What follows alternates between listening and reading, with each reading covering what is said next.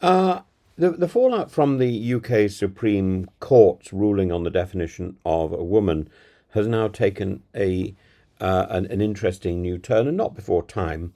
Nicola Coughlan, the Irish actress in Bridgerton, has spoken out. Her outspoken advocacy is, I think, it will be much appreciated. She aims to provide balance, insight, and force in this legal, cultural, and aggressive dynamic. But this is the Supreme Court's ruling on the definition of woman last week, and the actress Nicola Coughlan, who's best known for Bridgerton and Derry Girls, has become one of the most high-profile challengers.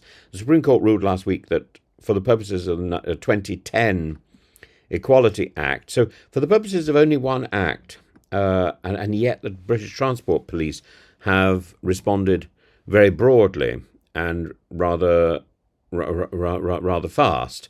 For the policies of this one act, the terms woman and sex refer to biological sex. In effect, this means that even transgender women with a gender recognition certificate can, in certain cases, be excluded from single-sex spaces if such exclusion is proportionate.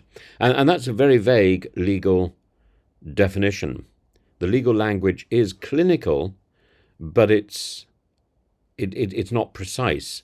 And that I find disturbing. The public reaction has been anything but clinical.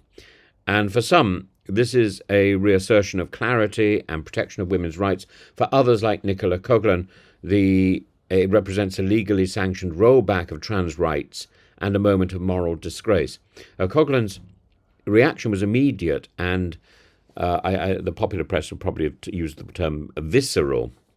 Stomach churning was the phrase she used in a video posted to her 2.6 million Instagram followers. In it, she called the judgment disgusting, and not merely because of the ruling itself, but because of the celebrity reaction it provoked. In particular, she criticised J.K. Rowling, who gleefully posted a cigar-smoking selfie captioned, "I love it when a plan comes together."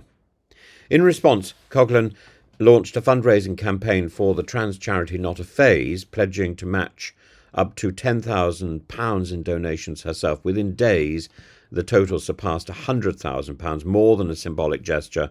This was a concrete act of alliance and defiance. And Coughlan's message was unambiguous. Keep your new Harry Potter, lads. Wouldn't touch it with a 10-foot pole.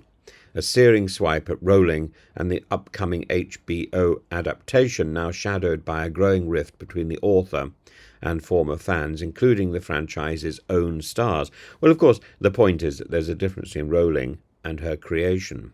I must say, I would love to play a wizard in the wizarding world, but I'm not a great fan of J.K. Rowling, or indeed of her original books. I think they're very racy and readable, but then I also think. I also think there are many people who are racy and readable, including Nadine Dorries, but I don't think they're any good. What we're witnessing here is not just a celebrity spat, it's the latest expression of an increasingly polarized debate about the status of gender identity in law, in culture and society, and those three things are, of course, different. On the one side, the court's defenders argue that the law must be precise, and that the protection of women's spaces such as rape crises centres or domestic violence shelters requires the legal recognition of biological sex. Indeed, the ruling doesn't remove protection from trans people under other provisions in the Equality Act, but it does redraw the boundary around who is counted as a woman for the purposes of single-sex exemptions. However, of course, the Supreme Court did not hear testimony from trans people.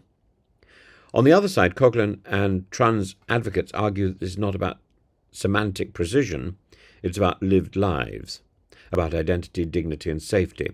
That to codify exclusion, even with a proportionality clause, is to legally enshrine suspicion and stigma.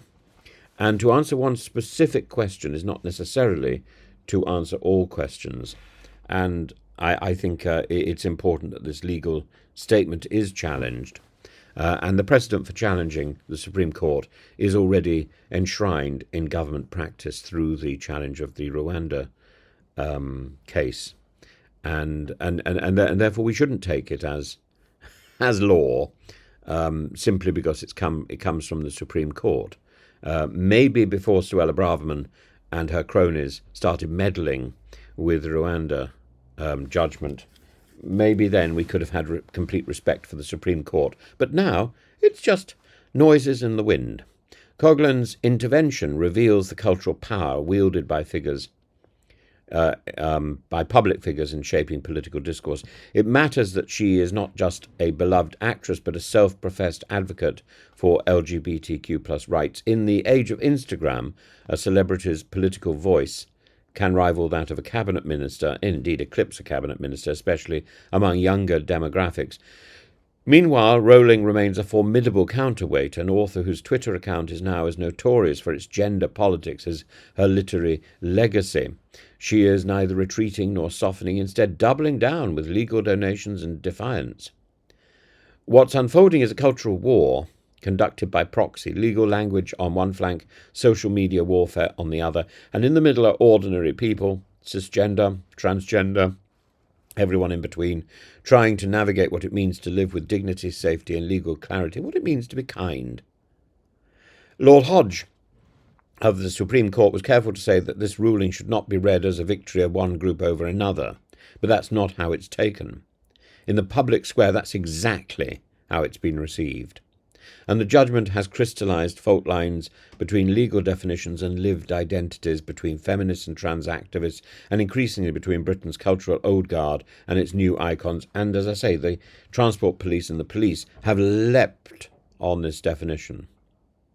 Coughlan has called for more than outrage. She has called for solidarity financially, vocally, publicly, and her activism, born out of celebrity but not confined to it, is part of a broader phenomenon, the redefinition of public morality by popular culture. And whether one agrees with the ruling or not, it's clear that the reaction has not brought legal peace. Does it mean it's got to go through the government to be challenged? Well, probably it does, because it seems only the government is capable of challenging the Supreme Court in Britain. That means you have to write to your MP.